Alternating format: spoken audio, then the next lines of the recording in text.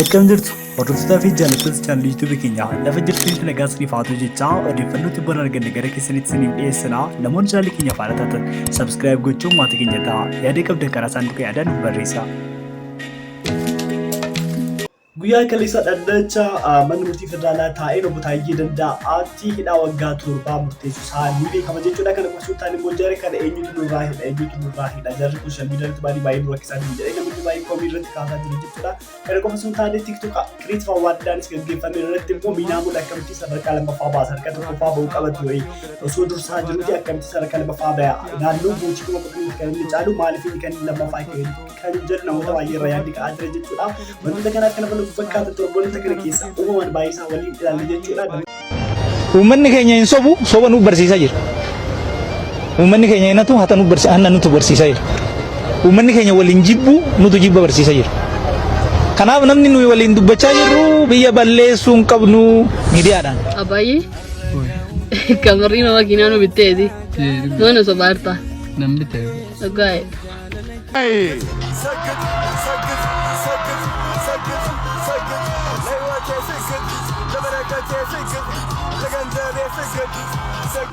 Subscribe gochuu akka hin daganne gara obbo Taayyeetti gaafas deemnu obbo Taayyee Danda'aan beekamaa biyya kana keessatti namoota siyaasaa dhiibbaa guddaa uuman keessumattuu qabsoo uummata Oromoo qabsoo barattoota Oromoo qeerroo Oromoo keessatti nama gahee guddaa qabadha jechuun ni danda'ama. Egaa akkuma beekamu ministeera irra taa'ee ibsa jiru yookaan immoo aangoo argatee aangoo mootummaan tajaajilaa jiru deebiitiin mootummaa mormaa turuu isaanii yaadatama jechuudha. Karaa toora miidiyaa hawaasummaatiin wanti inni barreessu wanti inni gadhiisu wanti inni dubbatu baay'ee isaa wanta mootummaa wajjin wal faallessu ture kanumaanis mana hidhaa buusan jechuudha. Mana hidhaa erga bahee booda immoo yeroo muraasa hidhamee deebi'ee hiikamu san yaadatama. Deebi'ee mootummaan sammasa wanta dubbachaa jirtu gochaa jirtu gaarii miti yaada jedhuun deebiitu ni hidhama jechuudha. Kanuma wal qabatee ammas guyyaa kaleessa dhaddacha manni murtii olaanaa federaalaa taa'een hidhaa waggaa torbaatti murtaa'e namoonni baay'ee yaada isaanii kaasaa jiru jechuudha. Kanarratti akkamittiin obbo Taayyee Danda'aa waggaa torbaatti murtaa'a. Geetaachoo Raddaa inni uummata Tigraay fi uummata Oromoo uummata Itoophiyaa walitti buusee namoonni baay'een akka loon isaa wanta sirna darbe keessa waggoota 27 uummata Oromoo uummata biyya kanaa cunqursaa ture osoo inni jiru osoo inni deebiitu mootummaa wajjin taa'ee nyaatee sirna argatee yookaan immoo aangoo argatee biyya kana keessatti dhiibbaa garaagaraa gochaa jiru akkamittiin Taayyee Danda'aa nama Oromoodhaaf qabsaa ture nama isaa guddaa kaffaluu irratti waggaa torba murtaa'a jedhameetu yaaddi kaa jira jechuudha. Ani gama kootii ofii kootii deebiin qabu waa'ee siyaasaa keessa waan hin barbaannee fi egaa kana dhamni lafee tuffaa jechuudha. Gama biraatti immoo wantoota uuman keessaa namoonni sin argitan jechuudha. Viidiyoo kana irratti Boonii Yoosef baay'een san ni beektu jechuudha. Egaa jarri kun karaa sooshaal miidiyaa baay'ee beekamaa jiru jechuudha.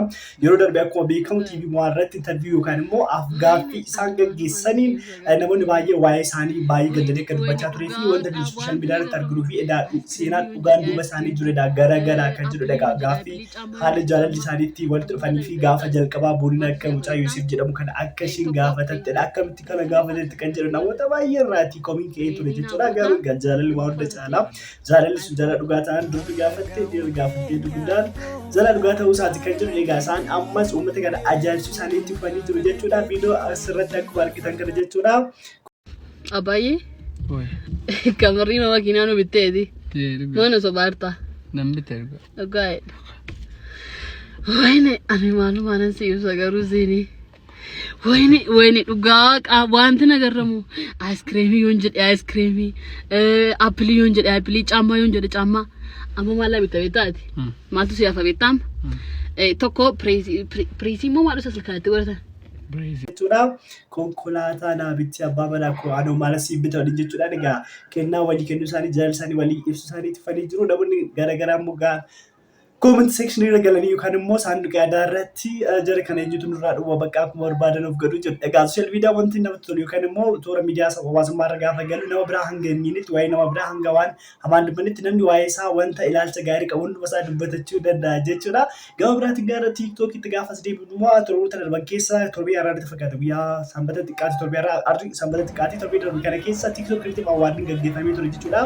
Kanumaan wal qabatee Ciyaaloo Awardiin kan inni qopheessan Miinaamuun baay'ee keessanii beektu jechuudha. Astawaarii Mokonnon kan jedhu lammaffaa bahee jira jechuudha. Garuu naannoo mootii 10,000 kan inni dursu mucaasa tokkoffaa baheen beekii Arkiloo Entertainment kan jedhu jechuudha. Mucaa beekii jedhamu sanaan akkamitti kan inni sadarkaa lammaffaa beeku kan jedhu komiin uummata jaalattoota miinaamoon akkasumas warra miidiyaa hawaasaa fayyadaman uummata Oromoo mana irraatti keera jechuudha. Miinaamoon lammaffaa ba'umsaa miinaamoon muulii xiqqeessu taane uummatuma Oromoo kana xiqqeessuudha kan jedhu yaadni garaagaraa ka'ee jira jechuudha. Kana irrattis immoo warri qophii kana qopheessan deebii akka itti kennamuuf dubbatamee ture garuu deebiin gahaa ta'e dubbatamne yookaan immoo ifaan taane jechuudha.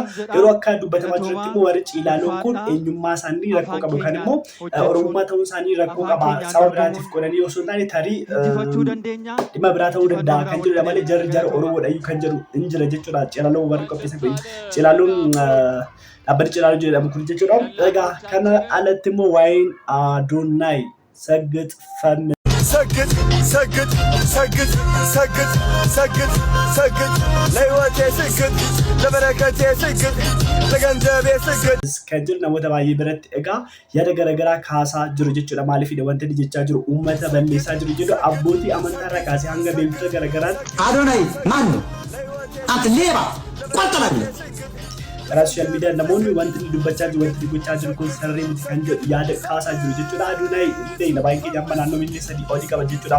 TikTok irratti amma yeroo kana keessatti Itoophiyaa kana keessatti akka muummicha ministeeraatti kabajamaa namni jiru tokko Adoonaayidha jechuudha. Adoonaay Saggaxfame kan jedhu namni kamiyyuu beekamaa ta'u kan jedhu ilaalcha qabatee dhufeera jechuudha. Ilaalcha kanaanis immoo namoota baay'ee biratti egaa jibba qofa osoo hin taane immoo mormii guddaan ka'ee jira jechuudha. Namni uumaa barumsa hin qabne tokko keessumattuu yeroo darbe viidiyoon hojjete viidiyoo humna qilleensa Itoophiyaa bira dhaqee isaan biraan waa'ee amantaa wanta inni dubbatee fi namni waaqayyotti siquu qabaata yoo jalqaba of jaalle namni kamiyyuu keenya nama biraa jaallachuu dandeenya yaada jedhu kaasee irratti namoonni baay'een akkamitti namni kun wanta tireeningii godhe tokko yookaan immoo wanta inni tireeningii fudhate yookaan immoo piroofeshinaali ta'ee wanta achi dhaabe tokko hin jiru namni kun nama normaalii social miidiyaati akkamittiin aangoo maal argatee barumsa maal qabaa kan inni achi dhaqee gibbii kana yookaan mooraa kana seenee isaaniin bifa akkasiitiin dubbachuu danda'e kan jedhu namoota baay'ee biraatti mormii kaasee jira.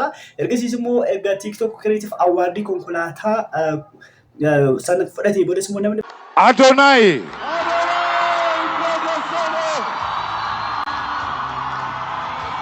Adoonaay TikTok Creator of the Year for the G-Power TikTok Creative Awards.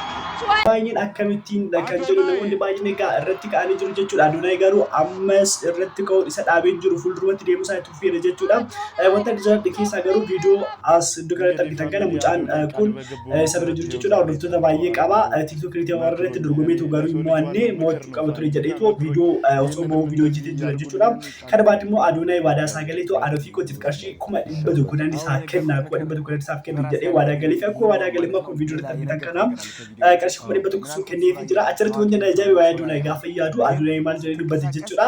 ስትንቀሳቀስ 10,000 ፎሎወር እንዳለክ 10,000 ፎሎወር እንዳለክ ሰው ማክበር አለብህ። ልንገርህ ገባህ አይደል? ፎሎወሬ አደገ ብለህ የሆነ እንትን ለማለት ኩራት ልብህ ውስጥ ከገባ ነው ማለት እግዚአብሔርን የውድቀት መጀመሪያ ያዛኔ ትሆናለች።